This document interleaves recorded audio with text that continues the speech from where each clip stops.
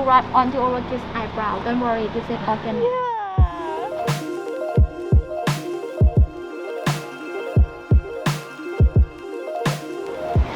Hello from Phuket. We have been here for about a week now and enjoyed visiting so many different spots on the island. We've actually seen quite a bit. Here's what we've been up to.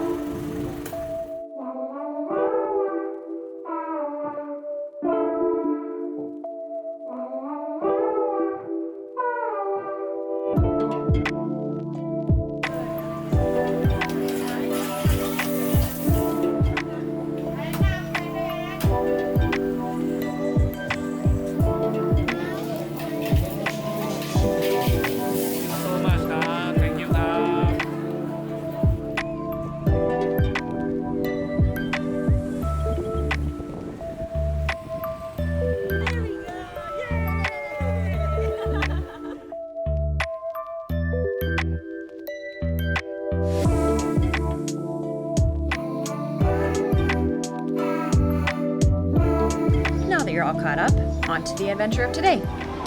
Today we are in Old Town doing a food tour. First we're starting in the oldest wet market in Phuket. So let's go. So all we've had today is coffee, so we're definitely ready to eat. Broken neck material. Use it like for adding into waterfall salad, lap, or omsap, or soup tomat. It smells like cilantro. It's more stronger flavor than normal coriander. Pima, our guide, was also telling us that these vendors all wake up at 1:30 in the morning to come set up shop at 2 a.m. The sweet one is in Thailand.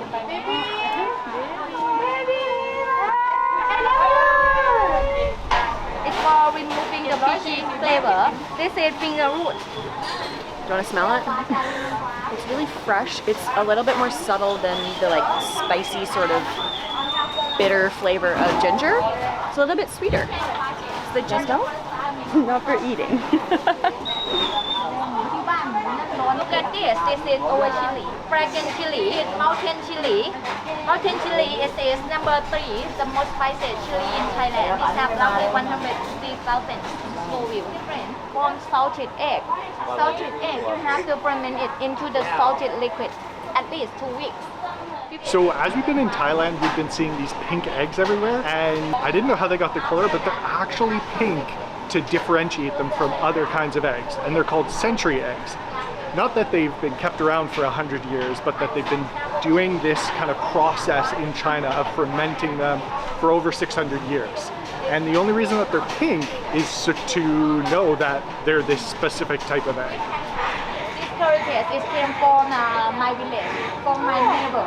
Okay, happy birthday to you. It's her birthday and also New Year, and they're friends, so she has to stop for a second and say happy birthday and happy New Year.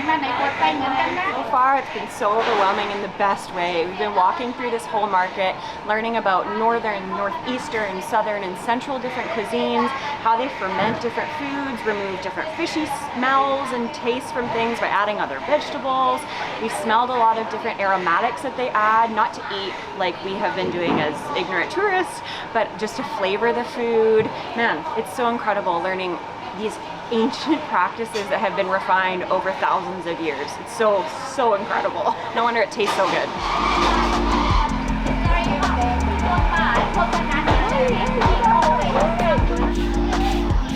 So one thing I didn't realize before coming to Thailand is that Thai food is this melting pot of all of the different cuisines that come from countries around it. And so the first spot we're actually going to today is a Myanmar restaurant, and we'll get to experience some food from there. Mingala is mean hello in Myanmar language.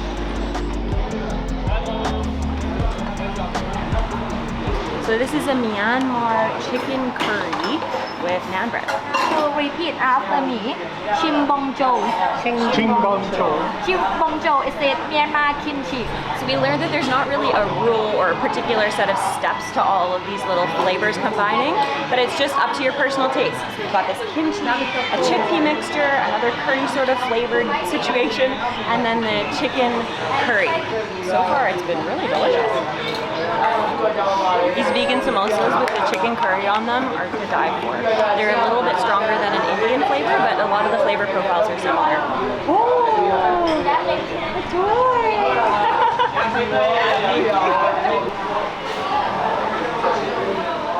Thai people we have people they have lapato chili. We're about to move on to the next stop, but before we go, we just learned to say cheers in Thai is Yao Bai. So I know I said earlier that Thai cuisine is this melting pot from all of the countries around it.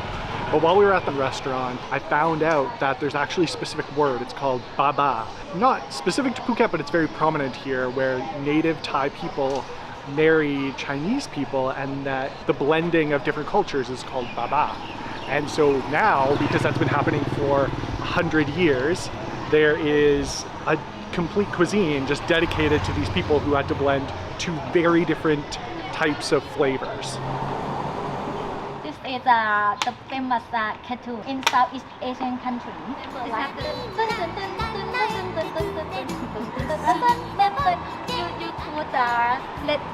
her see this cartoon. It's very good. Okay. One thing about this specific food tour that I'm really enjoying is we've been to one restaurant, but now we're just exploring the neighborhoods around the other restaurants that we're going. It's really neat just to see a little bit more of the authentic side of local Phuket rather than just seeing a bunch of tourist attractions. And you can also tell that our tour guide is so passionate about the city, about where she's originally from, and about Thai culture and Thai food in general. Stop to let you feel the real Thai flavor in one bite. Okay. Also, one thing that we're finding really difficult on the food tour is keeping Clara occupied while we're eating. So we're doing a lot of trading off, walking with her. The food is amazing, but it is a little bit tricky. We're at the second stop. We just met the owner out front, and now we're sitting under this lovely umbrella and gonna taste some more food. Like a Yay! That's it.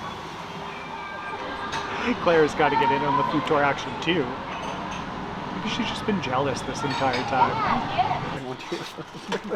So this is with the pork organs. It's good for mommy who do the breastfeeding. That's me. We've got this pork broth soup. It's got pig organs and different pieces of the spine. It's really high in collagen and calcium apparently.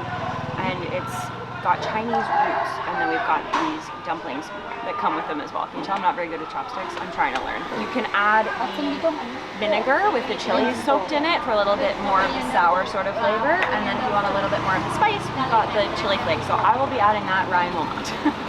Myself. Very yummy. Oh no. Okay. Okay. Yummy. Well done. So this sauce that comes with the dumplings is almost a little bit caramelized and molasses-y. So it's got sugar and soy sauce and vinegar, and then they boil it to make it a little bit thicker. And it's so good. I'm gonna have to find a recipe to make it at home. But it's nice because a lot of dumpling sauces just kind of fall right off when you dip it in. So it's nice that it's a little bit thicker, that it actually sticks to the dumpling, so you actually can taste the sauce. So good. I'm trying the hibiscus tea. Ooh, it's a little bit tart, still very sweet.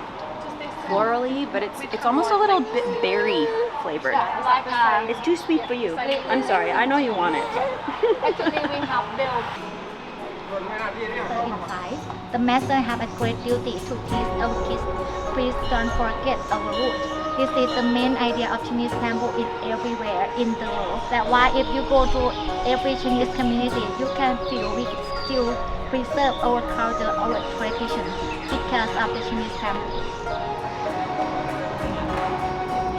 We have to burn artificial money.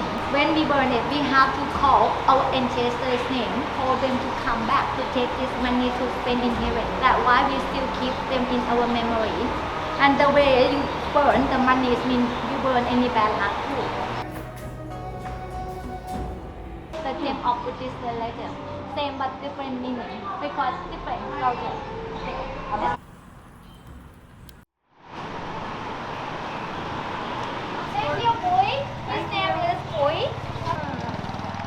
That's so lovely.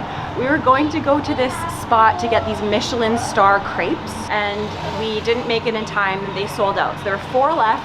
she got in contact with the guy and he just brought them on a motorbike. So now we've got little to-go bags of these Michelin-star coconut crepes. He'd been working on them for 20-something years, and the last 2 years he finally won. Another reason that he brought them here is because he didn't want to wait for us to get there because they would be cold by then. So he brought them super quickly so that we could eat them while they're still hot. So now we're gonna eat them right here. That is heaven. Yum. I don't even have words. Still keep traditional process, still use the charcoal for cooking. That's why you can feel smoky flavor. Good morning. It's perfectly crispy on the outside, soft and fluffy on the inside. It's got Indian roots and they still cook it in the traditional way. It's deserving of every accolade that it's received. She just said, welcome to my house.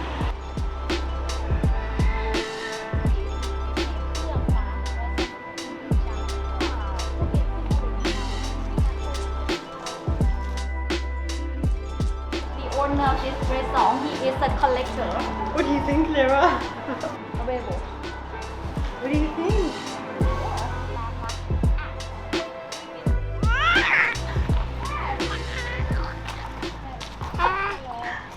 This is a Phuket symbolic flower. Yes.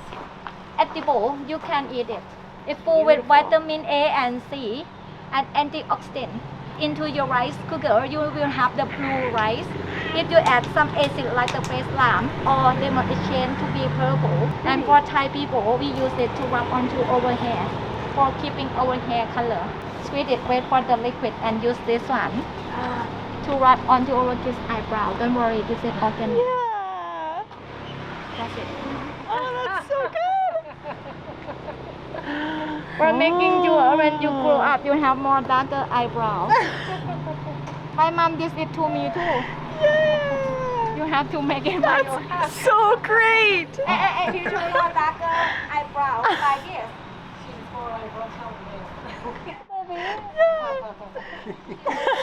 It's so awesome. Well, so now she's rocking the local fashion, the local baby fashion.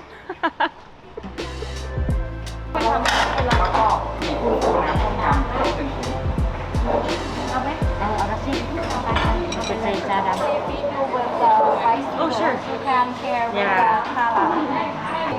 So it's got smoked pork, fish balls, like almost a sausage that's fried on the outside of pork. And then we added tom yum sauce and some lime. It's very fresh, really delicious. Everyone else got egg noodles, but because Claire can't have egg, we want to share with Claire. I got rice noodles, which is just very kind. Thank you. One time you can try baba. How to say chao zhou one time.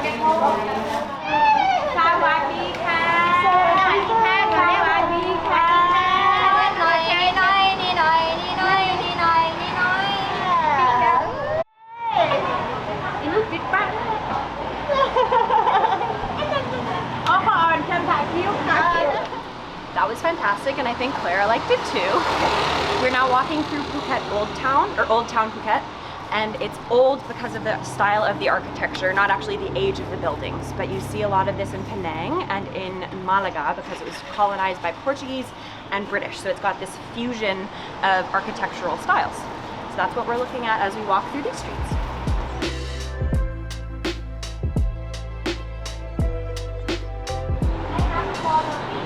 Now we're heading into some air conditioning. I think it's our final stop. I hope it's our final stop because I'm really hot. So this was in fact our final stop, and we ate a ton more delicious food in this lovely air-conditioned cafe, but our camera died. So sorry for the anticlimactic ending to the food tour and the fact that we didn't get to show you all the yummy things that we tried, but here are some of our closing thoughts. That food tour was Robust. yeah, robust is a good word to use. I feel like I kind of need to give two separate reviews. One of the food tour itself, and then also one of doing a food tour with a baby. The first one, the food tour was amazing. The food was incredible. I think what really made it though was Pima's passion for just Phuket and Thailand as a whole and her culture and showing us so many things. It was way more about Thailand and Phuket as a whole rather than just the food. That being said, it was about 6.5 hours long and we thought it was going to be 4. So that was, we just weren't ready for that. And then doing a food tour with a baby, that was a little trickier. I think just with where Claire is at developmentally, she's diving into solids, and so as we're eating, she's wanting to taste everything. And we know that she's allergic to eggs, and there are eggs in lots of things, so that was a little bit of a challenge. It was really cool though, because like Ryan said, we learned so much more about Thailand as a whole, but things like the way that food and family values are related, like the length of a noodle is like the longevity of a family line, and the way that they all group together is like how a family should be, and just so much more about it. So I'm excited to continue to eat more food, not right now, obviously we're very full, but to continue to eat on our trip and just keep all of the things we learned in mind. So I definitely think you should do a food tour. If you do the one that we have in the description though, it was fantastic, but just keep in mind it will be a lot longer than you thought. I think that would have helped us to have that expectation. But yeah, fully recommend. It was great. So we'll see you next time. Bye.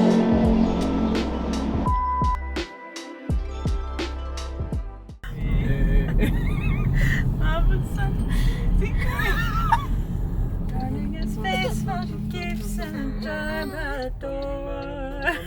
Who is it for?